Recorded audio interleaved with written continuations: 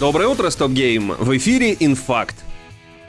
Считанные дни остаются до выхода многострадальной Skull and Bones, релиз которой откладывался раз за разом. И на недавней встрече EVE генеральный директор Ubisoft пообщался с инвесторами. Один из его собеседников отметил, что, мол, как-то подозрительно черепа и кости похожи на игру-сервис, и, наверное, распространять ее по условно-бесплатной модели было бы логичнее. Все-таки цена в $70 достаточно велика. На это заявление Гейма ответил, что пиратский экшен — это обширная, а главное, полноценная игра. Это не просто AAA, а аж квадро-A-проект, который обязательно покажет себя в долгосрочной перспективе. Ну, честно говоря, есть сомнения на этот счет, но проверить можно будет 16 числа на всех актуальных платформах.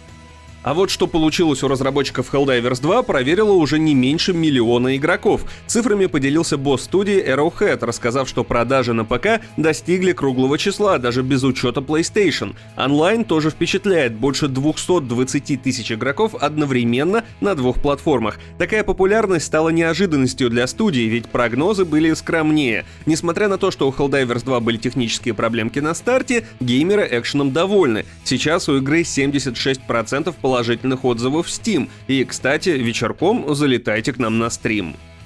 У другой же кооперативной игры Kill the Justice League положительные отзывы в Steam еще выше, аж 82%. Может, это какая-то шутка, вышедшая из-под контроля, а может, ее просто мало кто купил. Не хочу спойлерить, но, скажем так, по сюжету Бэтмен там исчезает. Но фанаты быстро нашли пасхалку, что может и не навсегда. По Метрополису развешаны календари. В календарях есть даты, обведенные красным маркером, а на последнем листочке есть знак Бэтмена. И вот если сопоставить все эти числа с алфавитом, то получится фраза «Он вернется». Так что, может быть, в следующих сезонах Брюса как-то обратно добавят. Я бы сказал, что жду, но после прохождения отряда лучше уж не буду. Прототип Джокера из трейлера GTA 6 Лоуренс Салливан все никак не успокоится. Раньше он грозился подать в суд на Rockstar за использование своей внешности, но это ни к чему не привело. По его словам, в компании ему просто не ответили, поэтому теперь он предлагает разработчикам невероятно выгодные условия. Заплатить ему 100 или хотя бы $50 тысяч, на крайний случай, и разрешить озвучить персонажа в игре. Ведь, как он говорит, причиной хайпа шестерки является именно он. Действительно, никто же не слышал раньше про инди-серию GTA, ведь так? А тем временем Take-Two опубликовала свой финансовый отчет и указала в нем как неудачи, так и успехи. Помимо снижения чистой выручки на 3%, там напомнили про программу уменьшения затрат. Из-за нее в прошлом году часть сотрудников Take-Two лишилась работы. Однако, если верить главе компании Штраусу Зельнику, на этот раз обойдется без сокращений. Это радует, сколько можно всех увольнять. Кроме этого, стало известно, что сейчас у команд Take-Two в работе аж 52 проекта. Про GTA 6 в отчете сказали, что стремятся к совершенству, поэтому разработчиков никто не планирует подгонять.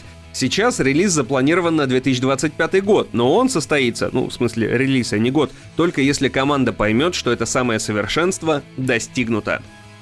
Прошедшая волна увольнений в Activision Blizzard пробудила ото сна Федеральную торговую комиссию США. Сотрудники комиссии подали жалобу в апелляционный суд, напомнив Microsoft о том, что ранее та обещала оставить Actibliz самостоятельность.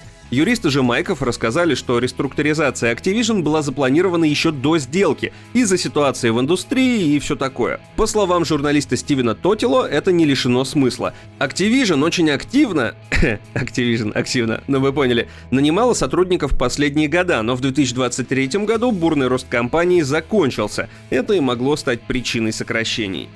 Вокруг Microsoft в последнее время бродит много слухов, начиная с выхода всех эксклюзивов на платформах конкурентов, заканчивая полным прекращением выпуска консолей. Последнее, конечно, маловероятно, но в интернете уже подняли панику. Чтобы всех успокоить, Фил Спенсер пообещал поделиться подробностями о видении будущего Xbox. Точной даты пока нет, но журналистка Шеннон Ляо уверяет, что Фил уже провел собрание за закрытыми дверями, где пообещал сотрудникам, что компания не планирует прекращать выпуск консолей. А если слухов вам недостаточно, то придется подождать официального заявления компании уже на этой неделе. Nintendo никакими подробностями о новом поколении Switch'а делиться не спешит, зато вместо нее это делают различные инсайдеры. Если верить очередной партии слухов, то выпуск консоли состоится уже в конце этого года, а внутри будет кастомный чип от Nvidia и поддержка обратной совместимости с оригинальной Switch. Учитывая количество слухов и домыслов о новой консоли, удивительно, что японская компания до сих пор ее не анонсирует. Уже явно пора, а то перегреется инфоповод.